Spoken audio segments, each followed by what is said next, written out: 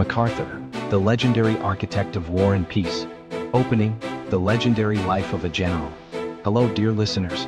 Today we are going to step into the world of a legendary figure, Douglas MacArthur. He is one of the most distinguished military leaders in American history and a key figure in both World War II and the Korean War. His name is closely associated with glory and controversy, and his decisions have altered the course of Asian history.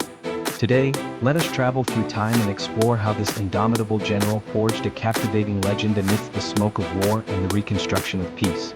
Early years, a born leader. Douglas MacArthur was born in 1880 into a military family in Arkansas, USA.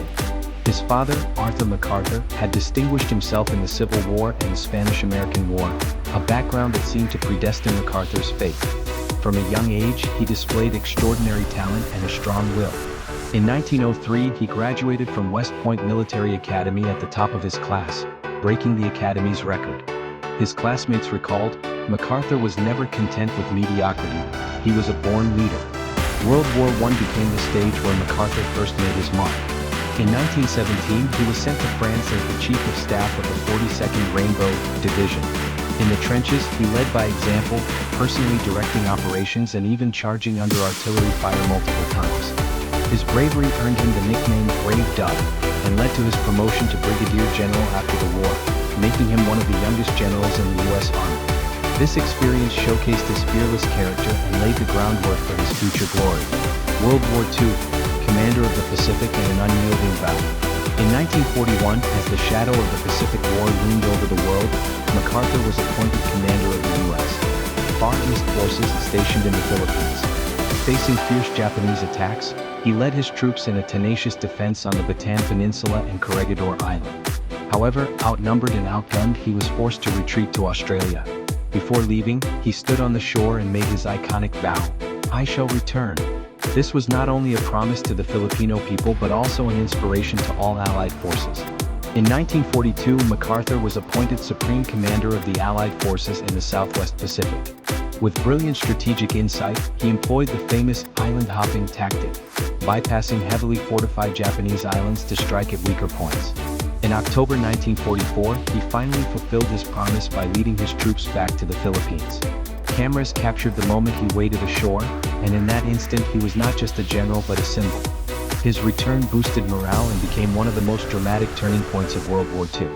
MacArthur's performance in the Pacific Theater proved that he was not only a brave warrior but also a strategic genius. Every decision he made was filled with boldness and wisdom, and his relentless pursuit of victory inspired everyone around him. Occupation of Japan, from conqueror to reformer. In 1945, with Japan's surrender, MacArthur faced his most unique challenge. As the supreme commander of the Allied powers, he was responsible for occupying and rebuilding this former enemy nation. Many expected him to rule with an iron fist, but MacArthur chose a different path. With astonishing political wisdom, he promoted Japan's democratization. He oversaw the drafting of Japan's new constitution, which granted women the right to vote, abolished militarism, and even promoted land reforms that allowed farmers to own their land. Under his governance, Japan rapidly rose from the ashes to become an economic powerhouse.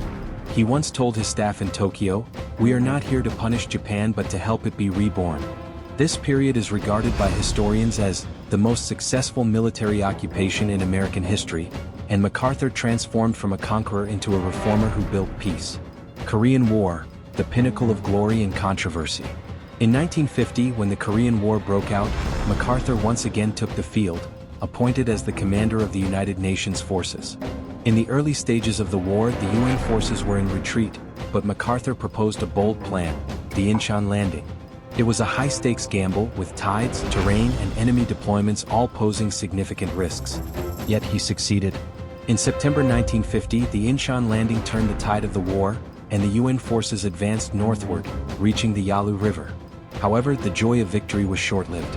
MacArthur advocated for expanding the war, even bombing northeastern China, which sharply conflicted with President Truman's cautious policy.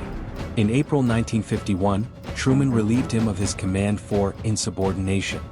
This decision caused a huge uproar in the United States, with some hailing him as a hero and others criticizing him for being too arrogant. When MacArthur returned home, the streets of New York were packed with people welcoming him. He delivered his famous farewell speech to Congress, "Old soldiers never die, they just fade away." These powerful words became the perfect epitaph for his legendary life. Later years and legacy, an eternal symbol. After being relieved of duty, MacArthur faded from the public eye and lived a quiet life. He passed away in 1964 at the age of 84. However, his influence never waned. He left behind not only military victories but also a testament to faith and courage. His famous words, "I shall return," have inspired generations, and his reforms shaped modern Japan. MacArthur's life was full of drama. He was a commander on the battlefield and a builder in times of peace. He was both a national hero and a figure of controversy due to his personality. Nevertheless, he remains one of the most important figures of the 20th century. His story teaches us that true leaders can not only command with confidence in war but also shape the future in peace. Closing, a legend that never fades. Dear listeners, the story of Douglas MacArthur comes to an end here. From his retreat in the Philippines to the reconstruction of Japan, from the miracle at Incheon to his farewell in Washington, every step of his journey is filled with legendary moments. Thank you for listening. Let us remember this indomitable general and look forward to meeting you again in the next episode. Goodbye.